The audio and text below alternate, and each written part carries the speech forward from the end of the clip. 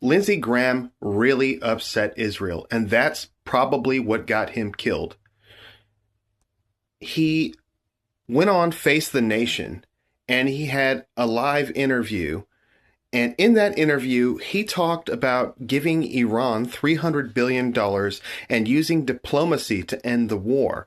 And if there's one thing we know about Israel, is that they don't want diplomacy. What they want is for the United States of America to sacrifice our sons and daughters and have them killed in a war with Iran, because that was their plan. They wanted to take the Christians and wipe them all out with the Muslims, because that's what they do. But Lindsey, for some weird reason, I have no idea, he decided to sign his own death warrant when he went on live television talking about using diplomacy and giving them $300 billion. Maybe it's because the midterms are coming up and he needs to be reelected. Maybe it's because he cares in some weird sense and he doesn't want them killed for some reason. I mean, he's just such an evil person. I can't see why that would be. But in this interview, they also interviewed several of his colleagues in passing, and all of them were against what Lindsey Graham was trying to do with Trump. And it's just so convenient that he goes against the Israeli plan, and all of a sudden, he's got an aortic tear. He looked fine. He didn't have any health problems. He looked great. And then just all of a sudden, aortic tear, and he's gone. You know, it's just like Charlie Kirk. It's even the same amount of time. Charlie Kirk says something. A few weeks later, he's gone. He's gone. And it's that simple. And this is what we're dealing with here. So I want you to see this interview. And I want you to really think about how this could have gotten him killed. And tell me what you think. I'll be right back. But you wrote 9 days ago the idea of a U.S. plan with partners to create a fund of at least $300 billion. This is point 6 in the memorandum, is tone deaf, and it's akin to a Marshall Plan for Germany with the Nazis still in charge. Why did you change your position and now you support it? Because before I thought the money was coming from the West. If the West funds Iran, I think that would be a Marshall Plan with the Nazis still in charge for Germany. If the plan envisions the Sunni Arabs, if the Sunni Arabs do it, can you imagine if Saudi Arabia, Qatar, and the United Arab Emirates invest $300 billion in Iran? That would tell me that Iran has changed. To all the experts out there, do you think Saudi Arabia, Qatar, and the United Arab Emirates are going to invest in Iran with a theocracy bent on destroying Sunni Islam? So think it through. If the money comes from the Sunni Arab world, I hope it happens. It would mean that the Sunni Arabs believe that Iran has changed to the point they want to be a business partner. I pray that happens. I doubt if it will. You doubt if it will. Well, I want to ask about some of the criticism of the agreement from your fellow Republican colleagues. Take a listen.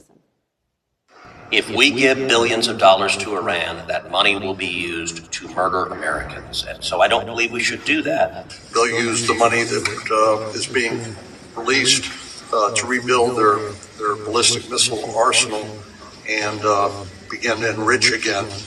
And that's going to be a continuing danger. That money, Brooke, we know is not going to go to build new hospitals or daycares. It's going to go to replenish their drone stockpiles, their missiles, to support terrorists like Hezbollah and Hamas. We have 13 Americans dead. We spent anywhere from $25 to $100 billion in munitions, and it turns out we've lost a credible threat of attacking these. There's a lot of stuff in there that's bad. All of those Republicans are seriously doubting the president here, Senator Graham. Do you agree with their concerns? No, I don't. We're not giving any money to Iran that can change the course of history to try diplomacy. Is the MOU problematic? Yeah. I'd rather try diplomacy than take it off the table. The money Iran gets is not going to change the future of Iran. It's not enough to reconstruct the country. If you don't have a diplomatic path through the MOU, then you have to go to war or some other form of coercion. Let's try this. Let's try a diplomatic solution.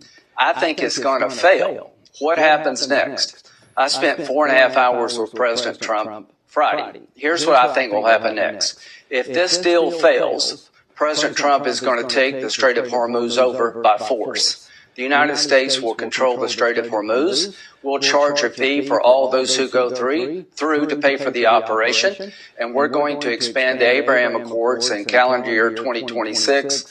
We're going to get Saudi Arabia to join the Abraham Accords, and which is the biggest change in 5,000 years in the Mideast. And if Iran contests control of the Strait of Hormuz by the United States, will obliterate them. So to all the people listening, if this diplomatic effort fails, President Trump is going to take the Strait of Hormuz. We're going to run it. We're going to try to get Saudi Arabia to join the Abraham Accords to end the Arab-Israeli conflict in 2026. And if Iran continues to attack Israel and Lebanon, the new policy will be we'll hit Iran. So to the Iranians, if you're listening, when you use Hezbollah to attack Israel, I think the new policy will be we will attack Iran. You have just laid out how you could turn what you think is a flawed document into an opportunity, but you're also suggesting there that you can get Benjamin Netanyahu or whoever is the next prime minister of Israel to recognize a Palestinian state, which is the price of normalization with Saudi Arabia. How could you do that on the brink of an election? Well, for about 2 years, Margaret, in case you missed this, I went to Riyadh and Jerusalem working on normalization with President Biden. Yes. We're going to announce a framework to have Saudi join the Abraham Accords, and at the end of October in 2023. Iran attacked on October the 7th. That created a real problem. The Arab world is very upset about Gaza, and everybody in Israel is very upset about October 7th. But we're going to pick up where we left off, and Donald Trump is going to empower me and others to jumpstart an effort to get Saudi to join Israel. There will be accommodations made by Saudi and Israel to Saudi and Israel. You have no better friend than Donald Trump. To Bibi, Donald Trump stood by you when other people wouldn't. I'm not asking you to do anything to jeopardize the future of Israel's security, but I am asking you to be open to expanding the Abraham Accords and finding a solution to the Palestinians that are good for Israel and, quite frankly, good for the world, to Saudi Arabia. Now's the time to open negotiations yet again for you to expand the Abraham Accords, for you to join. I think this is going to happen in 2026, and it can't happen until Iran's in a box. If we get a deal, Iran will be in a box. If we don't get a deal, Iran will be in a box. To Lebanon, to the people in Lebanon, help is on the way. Hezbollah has been terrorizing your country for a long time. That's about to end. Senator, I have other questions I need to get to based on your responsibilities in the Judiciary Committee. President Trump appeared to sabotage his own nominee, Jay Clayton, who was going to be the nominee with a confirmation hearing last week to run the director of National Intelligence. He told him not to show up at his hearing. So that left Bill Pulte, this controversial head of the Federal Housing Agency, who has no prior intelligence background or security clearance, in charge. Are you comfortable with giving Pulte the keys to the 18 agencies? I think what we had in place should happen. I think Clayton should be the new DNI. President Trump was told that Democrats were not going to support FISA reauthorization, and he got mad and pulled out of the agreement. They will. Mark Warner told me that there are enough votes to get FISA reauthorized, and I would urge President Trump to let Clayton testify, and if we nominate Clayton and get him affirmed as the new DNI, we don't want FISA to go dark. There's too many threats to our country for 702 to go down. Anybody who owns the shutting down of 702 under FISA will own that future attack against the United States. We're playing with fire here. You said you spent time with President Trump this past week. Did he say to you that he will do what you just laid out? I'll let him speak for himself, but I told him that any Democrat that shuts down FISA at a time of great peril to the United States is making a huge mistake. The same would be true of the Trump administration. We need FISA up and running, so here's what I hope will happen, that Clayton will appear before the committee, we'll get him confirmed, and we'll get FISA reauthorized as the original plan was. I think the Democratic votes are there. We're playing with fire here. No matter what side does it, America needs FISA up and running. Well, this you're talking about the surveillance tool that allows for foreigners of concern abroad to be monitored there. Bill Pulte went after the president's perceived political enemies and is accused of using private mortgage data and weaponizing it. Mark Warner told us on this program last week, because he's so ignorant, he could do damage. He's on the job right now. Is he a risk? Well, I'm fine right now. But I won't be fine much longer if we don't get FISA up and running. And I think Clayton's the perfect pick. Clayton has got the confidence of both sides. Let's get him in a job that really matters. And I thought it was an outstanding choice by President Trump, and let's get this back on track. We can't, we gotta realize that there are people who want to blow us all up and kill us, and they're coming if we don't stop them. And if we don't get Iran in a box, we're in trouble. So let's do it. Let's stop talking and get it done. Senator Graham, thank you. So you can see how what he was saying just goes against his overall nature of genocide and just being totally for Israel no matter what. He totally disobeyed direct orders from Netanyahu. You've got Ted Cruz talking about what a terrible idea it is. And if Ted's against it, Netanyahu's against it. So what's really going on here? I just wanted to point this out because I don't see anybody else talking about it. And I just thought it was strange that he could go do a complete 180, do this interview, and wind up dead a few weeks later. So, just tell me what you think in the comments. Do you think this was an Israeli job that happened on it? I mean, I'm glad. I mean, I know they eat their own, but, and I'm not sorry to see him go, but it's just like, maybe we got another one. Maybe they did it again. Only this time I agree with it. I didn't like what they did with Charlie. And I loved how he turned on them. And I feel like he was really, coming around, seeing the light and really caring about his salvation and whatnot. I know Lindsey Graham did not care about any of that. I think he was doing it to save himself in some way. I think he might have just, had some sort of backroom deal. Maybe he was going to get paid from it or something like that. And let me know what you think. Don't be a goy. Follow your boy. Keep noticing with me.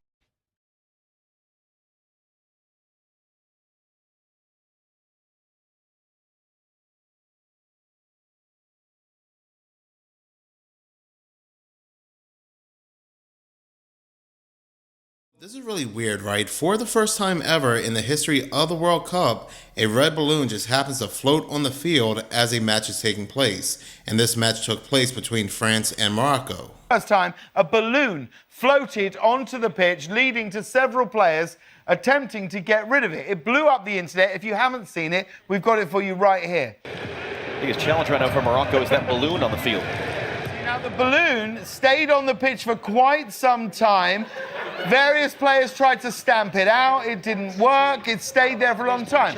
So let's break this down because, again, this is really weird. Now, in any normal world, in any normal society, a kid may have been holding onto this balloon and let it go and it ended up on the field or something along those lines that's easily explainable. And I get it, right? It's just a balloon that floated on the field. What more can really be said of this? Other than the fact that some international news agencies were saying that the balloon was out there for 33 seconds. So now that we know the number 33 is at play here, we are stepping into some deep Triceratops feces. But this balloon event, for the first time ever in the World Cup's history, is coming directly after the 2026 Economist magazine had shown us multiple red balloons on the cover. And on the cover, you can see a man in red kicking the earth, which represents a soccer ball, and this symbolizes the World Cup. But with that being said, I do want to take a closer look at this balloon because this is also something I had recently spoken about on my other channel, Hours of Horror. Because taking a closer look at this balloon, we can see that it has a white outline of a heart. But not just that, an extremely popular streamer, iShowSpeed, caught the balloon,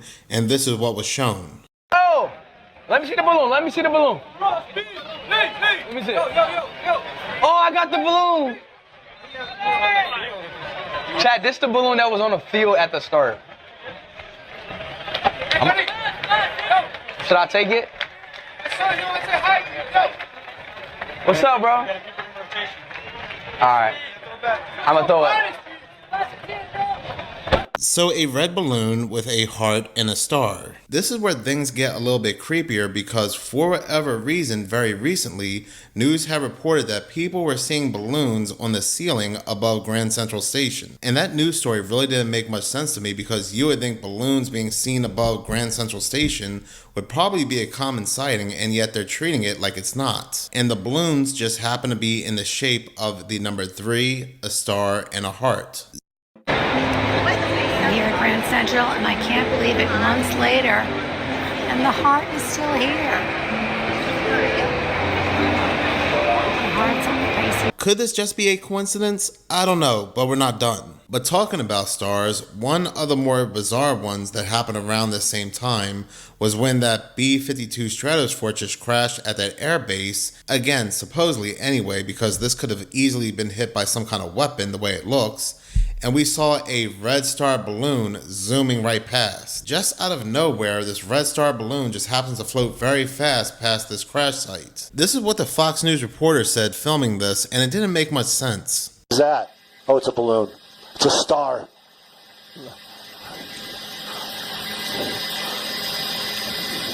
The aliens put on they switched it.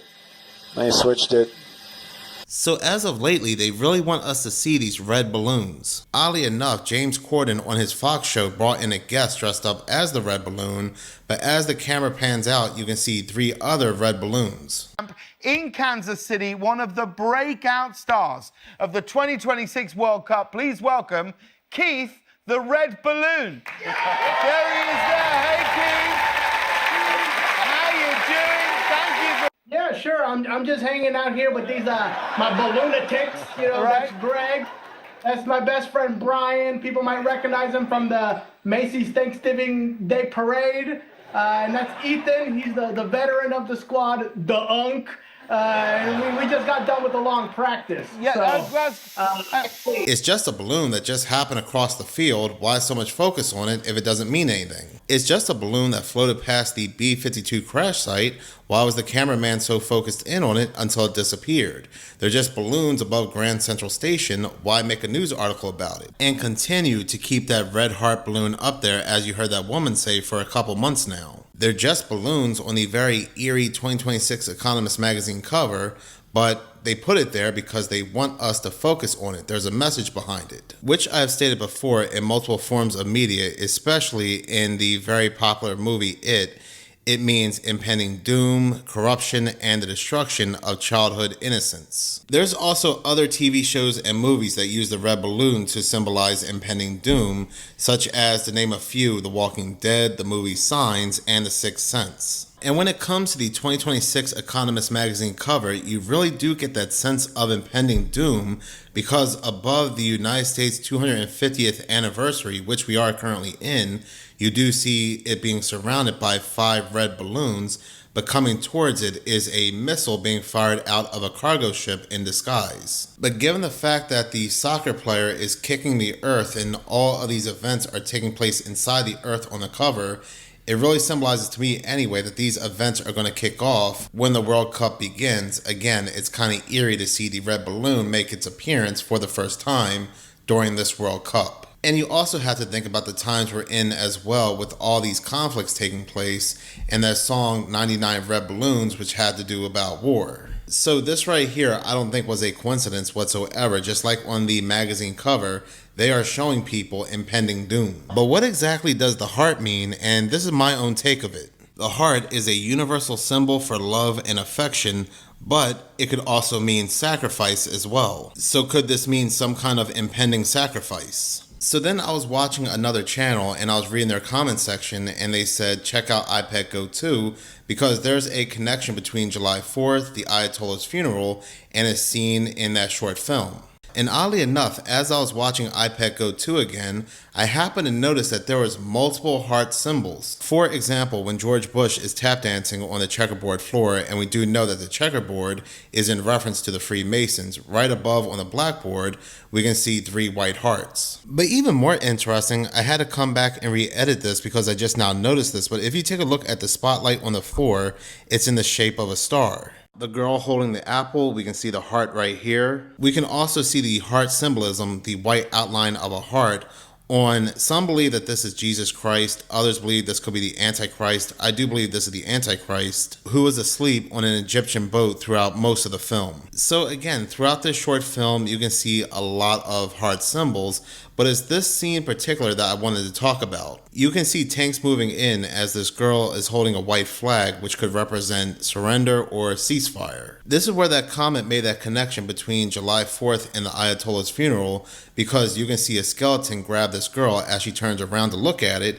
You can see fireworks going off. Of course, the Ayatollah's funeral just happened to be held on July 4th when fireworks are going off in the United States. This funeral, as IPEC Go 2 had shown us, would interrupt the ceasefire.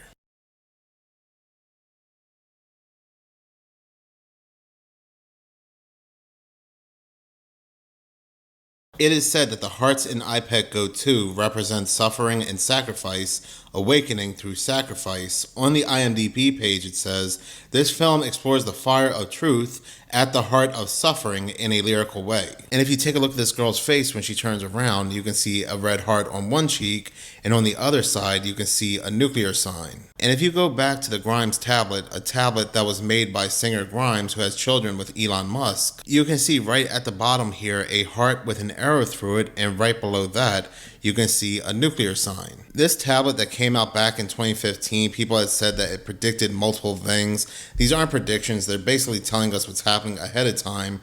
Like for example, you can see right here a hospital bed, a DNA strand, and the sun, a corona, plus 3 jabs, which even Ray Charles can see is a C19. But I also found this to be interesting too.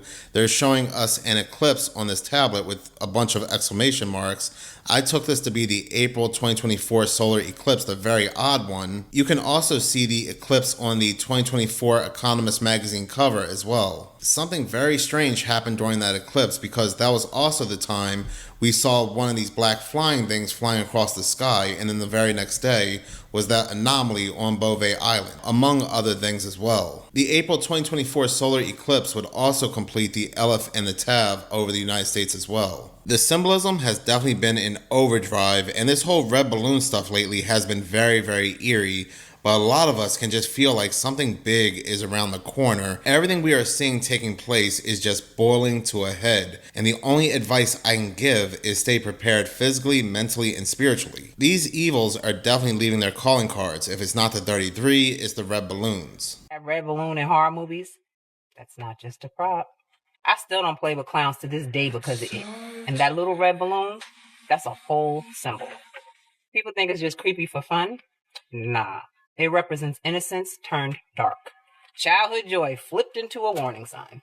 In it, every time that little balloon shows up, somebody's about to go missing or worse. It's literally Pennywise's calling card.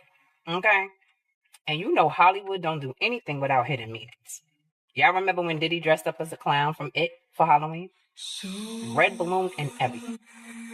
But go back a little bit, because Ellen already scared him with a clown and a red balloon on her show. Almost like a preview. I'm just saying, when celebrities play a role tied to symbolism like that, it's never just a costume. It's a ritual, a message. Red balloons in horror, they mean soul sacrifice, blood, innocence lost. It's cute until you realize it's a code. Anyway, next time you see one just floating by itself, don't follow it. Just don't.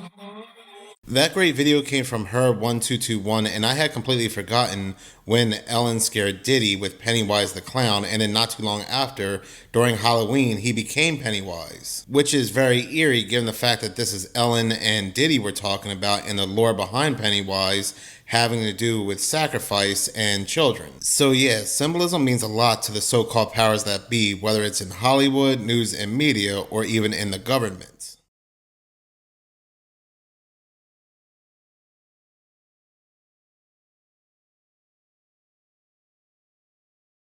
I really don't want to be that guy, but this whole Lindsey Graham thing is so freaking suspect. And if you just listen to me, I'm sure you will agree with what I'm saying. I don't even make videos anymore, but something so sinister is happening right in front of us. He was just fine yesterday, and then what Iran, It's Iran. shut up, post. But there's so much more than that. Do you know that his birth date and then his death date is September 11? You get it? Right? So what happened when that happened in September 2001? Well, we went into a major conflict, right? But what else is that number and 11? The angel over the bottomless pit, right? Apollo, Abaddon, Apollyon, you know? That's funny because we know that arch is being built, right? The Apollo's arch is clearly Apollo on that arch. Osiris, Lucifer, the light bringer, the list goes on and on and on. It's him, the same Apollo that's said to be summoned into a sitting leader of sorts, right? In the 40s, we had the Moonchild rituals and the Babylon all working together over just a very few decades, leading to Nisha, right? And all this stuff happening in the skies. And now we have SpaceX covering up things in the sky. And we happen to have a leader that just loves Apollo all up in his New York City building. We have Apollo worship everywhere, right? But let's start right here. It's incredibly suspect that Iran drops this Lego thing. Almost like they're insinuating that they are the ones that did this. And what's even crazier, in this video behind me that you're seeing, he's hanging out with a little one, and then a hooded figure walks up, and then something happens to him, right? Well, and then in the video it also shows Loomer, and then we have Loomer who's been saying something big's about to happen in the United States for months now. She's been saying that there's going to be some major attack in the United States, and it's like, how would she know that, right?